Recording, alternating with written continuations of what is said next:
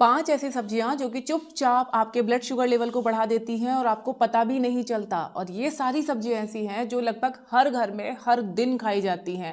And I am sure 5 में से 2 सब्जियां तो ऐसी ज़रूर होंगी जो आपकी फेवरेट लिस्ट में आती होंगी। तो चलिए समझते हैं कि कौन कौन सी हैं वो सब्जियां जो शुगर वालों को कंप्लीटली अवॉइड करना चाहिए, या फिर अगर आपको खाना ही है, आपकी फेवरेट लिस्ट में आ रही हैं, तो किस तरह से आपको खाना है वो भी मैं आपको इस वीडियो में समझाने वाली हूँ। तो वीडियो को पूरा ज़रूर देखना। चैनल पर अगर आप बिल्कुल पहली बार आए हैं या फिर आपने अभी तक हमारे चैनल स्टे फिट विद अभिलाषा को सब्सक्राइब नहीं किया है तो सब्सक्राइब जरूर कर लीजिएगा, क्योंकि इस तरीके की इन्फॉर्मेटिव वीडियोस लगातार हमारे चैनल पे आते रहती हैं।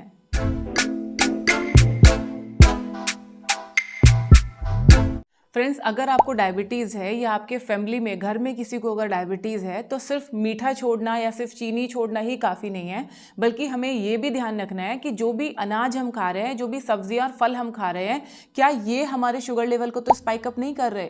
आज की अपनी इस वीडियो में तो मैं सिर्फ सब्जियों को कवर कर रही हूँ। अगर आपको ये वीडियो पसंद आता है और अगर आप जानना चाहते हैं कि भाई फ्रूट्स कौन कौन से खाने चाहिए, कौन कौन से नहीं खाने चाहिए, तो कॉमेंट करके मुझे बताना। अगला वीडियो मैं फ्रूट्स के ऊपर लेके आऊँगी। तो सब्जियों में जो पहली सब्जी है जो आपको अवॉइड करना चाहिए, दैट इज आलू। आलू में स्टार्च बहुत ज़्यादा होता है जो शरीर में जल्दी ग्लूकोज में बदल जाता है। खास तौर पर फ्रेंच फ्राइज, चिप्स, उबला आलू शुगर तेजी से बढ़ा सकता है। अगर खाना ही है तो कम मात्रा में खाएं और साथ में दूसरे जो फाइबर वाली सब्जियां हैं उनके साथ में आपको ऐड करके खाना है। एक और चीज़ आपको ध्यान रखना है, जैसे मैंने अभी आपको बताया आलू में स्टार्च काफ़ी ज़्यादा होता है, तो कभी भी आलू को आप तल के मत खाओ और दूसरा चीनी के साथ तो बिल्कुल ही नहीं खाना है। जैसे ही आप आलू को तलते हो ना, उसके अंदर फैट कंटेंट काफ़ी ज़्यादा बढ़ जाता है। आलू कार्बोहाइड्रेट में रिच होता है, प्रोटीन का अमाउंट लगभग ना के बराबर होता है, तो आपको आलू खाना कंप्लीटली अवॉइड करना है। अब इसका मतलब ये भी नहीं है कि बिल्कुल आलू को हाथ ही नहीं लगाना है। अगर कहीं आप ऐसी जगह फंस जाते हो कि आपके पास ऑप्शन ही नहीं है आलू को खाने के अलावा, तो आप खा सकते हो, लेकिन साथ में ढेर सारा सलाद जरूर खाइए ताकि उस स्टार्च को, उस कार्ब्स को आप डाइजेस्ट कर पाओ और आपकी sugar level suddenly spike up ना हो। दूसरी सब्जी आती है अरबी। गर्मियों के दिनों में तो खास करके अरबी बहुत अवेलेबल होती है और अक्सर हर घर में लगभग दूसरे तीसरे दिन बनती ही बनती है। अरबी स्वाद में तो अच्छी लगती है, लेकिन इसमें कार्बोहाइड्रेट काफ़ी ज़्यादा होता है।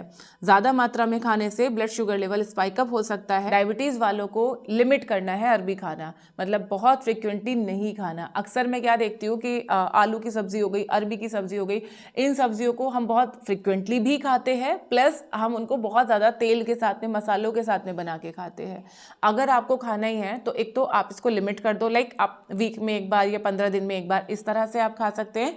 प्लस जब आप इसको बना रहे हैं तो ज़्यादा घी या तेल का इस्तेमाल आपको नहीं करना है। तीसरी सब्जी आती है शकरकंद, स्वीट पोटैटो, जो कि सर्दियों में बहुत अवेलेबल होता है, न्यूट्रिशन से भरा हुआ होता है, लेकिन हर न्यूट्रिशियस चीज़ हर किसी के लिए सही नहीं होती। शकरकंद की अगर हम बात करें तो डायबिटीज़ वालों को इसको अवॉइड करना चाहिए। कई लोगों को लगता है कि ये तो नेचुरल मीठा है तो हम इसको खा सकते हैं, तो नहीं भाई, अगर आप इसको ज़्यादा अमाउंट में खाएंगे तो ये आपके शुगर लेवल को स्पाइक अप करेगा ही करेगा, क्योंकि इसमें नेचुरल शुगर भी होता है और कार्ब्स भी होता है। तो अगर आपको ये खाना ही है तो आप बॉइल्ड स्वीट पोटैटो ले सकते हैं, लेकिन उसका भी आपको पोर्शन कंट्रोल करना है। हम लोग अक्सर यही सोच के गलती कर जाते हैं कि ये तो नेचुरली मीठा है, ये तो कुदरत ने ही ऐसा बनाया है, तो ये नुकसान नहीं करेगा। भाई वो नुकसान करेगा। आपकी जो कंडीशन है, अगर आपको डायबिटीज़ की समस्या है तो नेचुरल मीठी चीज़ें, ऑर्गेनिकली जो चीज़ें मीठी हैं, उनका भी आपको जो कंजम्पशन है वो थोड़ा सा कम करना चाहिए। चौथी चीज़ जो मुझे लगता है हम में से ज़्यादातर लोगों की बहुत फेवरेट होती है, खासकर बरसात के टाइम में तो हमें मन करता है कि बस रोजाना एक भुट्टा मिल जाए। जी हाँ, कॉर्न भुट्टा, ये भी आपको खाना कम करना चाहिए, क्योंकि ये भी कार्बोहाइड्रेट से भरा हुआ होता है। उबला भुट्टा थोड़ा बेहतर होता है, लेकिन अगर आप इसको बटर के साथ या मसालों के साथ लगाकर खाते हैं तो ये आपके शुगर लेवल को बढ़ा सकता है। अब भुट्टा अगर आपको खाना है तो इसमें मैंने आपको बताया बॉयल खाना है, यानी आप उसके दाने निकालिए, हल्का सा नमक डाल के बॉयल कीजिए और वो आप खा सकते हो। जहाँ मैं वर्ड यूज़ कर रही हूँ खा सकते हो, इसका मतलब ये नहीं है कि ये आपके लिए फ़ायदेमंद है, रोज़ाना खाना है। इसका मतलब ये है कि हाँ, कभी अगर आपका बहुत मन कर रहा है तो थोड़े अमाउंट में आप इसको ले सकते हो। ठीक है। पांचवी चीज़ आती है बीट रूट। हम में से ज़्यादातर लोग बीटरूट ये समझ के खाते हैं कि ये फाइबर से भरपूर है, ताज़ा खून बनाती है, हीमोग्लोबिन बढ़ाती है, तो ये हमें खाना चाहिए। लेकिन नहीं, अगर आपको डायबिटीज़ की समस्या है तो बीटरूट खाना भी आपको अवॉइड करना चाहिए। चाहे फिर वो बीटरूट का जूस हो, चाहे सब्जी हो, चाहे सलाद हो, आपको इसको अवॉइड करना चाहिए। इसकी जगह पे आप सलाद में खीरे लेंगे, मूली लेंगे, तो वो आपके लिए फ़ायदेमंद होंगे। आप समझते हैं कि भाई ये तो वो चीज़ें हो गई जो नहीं खानी है। अब अगर डायबिटीज़ हो ही गया है तो और ऐसी क्या क्या चीज़ें हैं जो हमें थोड़ा सा अवॉइड करनी चाहिए। देखो, जिनमें हाई कार्ब्स है या जो नेचुरल स्वीटनर है वो तो आपको अवॉइड करने ही करने हैं। इसके अलावा जो और भी सब्जियां हैं जैसे कि मटर है या कटहल है या और जितनी भी ऐसी सब्जियां हैं जिनको हम ज़्यादा घी तेल में बनाते हैं वो भी आपको अवॉइड करना चाहिए, या उनको अगर आप बना ही रहे हो आप बॉईल करके बनाओ या कम से कम घी या तेल का इस्तेमाल करके बनाओ। किसी भी सब्जी में अगर आप तेल और घी ज़्यादा डालते हैं तो डेफिनेटली वो आपके लिए नुकसानदायक होना शुरू हो जाता है, क्योंकि ये हमारे फैट को भी इंक्रीज करता है और ये हमारे इंसुलिन लेवल को भी रिस्ट्रिक्ट करता है। अब यहाँ पे एक और गलती हम क्या करते हैं, हम में से ज़्यादातर लोगों को लगता है कि भाई देखो हम डायबिटिक हैं तो हमें लौकी का जूस पीना चाहिए, तुरई खाना चाहिए, कद्दू खाना चाहिए, जो कि ठीक है, कोई इसमें बुराई नहीं है। लेकिन मैं कई क्लाइंट्स के साथ में डील करती हूँ, उनसे बात करती हूँ तो पता चलता है कि वो लौकी खा रहे हैं, तुरई खा रहे हैं, और जब उनसे खाने की फ़ोटो मंगाई जाती है तो इतना घी और तेल उनके खाने में होता है कि वो उनको फ़ायदे की जगह नुकसान पहुंचा रहा होता है। यानी कि जो लौकी या तुरई की सब्ज़ी आप ये समझ के खा रहे हो कि ये हल्का है और हमारे लिए अच्छा है, तो वही लौकी और तुरई की सब्ज़ी गलत तरीके से बना के आप अपने स्वास्थ्य का नुकसान कर रहे हो। अभी मैं रिसेंट की एक स्टोरी आपको बताती हूँ। एक हमारे क्लाइंट थे, उन्होंने अपने खाने का फ़ोटो भेजा, एज उनका 40+ था, तो उसमें लौकी की सब्ज़ी थी जिसके ऊपर इतना इतना तेल आया हुआ था, एकदम वो मतलब रेड कलर की सब्ज़ी का जो मसाला और तेल का जो कॉम्बिनेशन था वो सब्ज़ी के ऊपर दिखाई दे रहा था। और जब मैंने उनको बोला तो उन्होंने कहा नहीं नहीं मैडम, ये तेल नहीं है, ये घी है।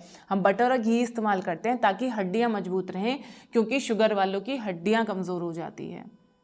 लॉजिक सही था कि भाई शुगर वालों की हड्डियां कमज़ोर हो जाती है, आई एग्री।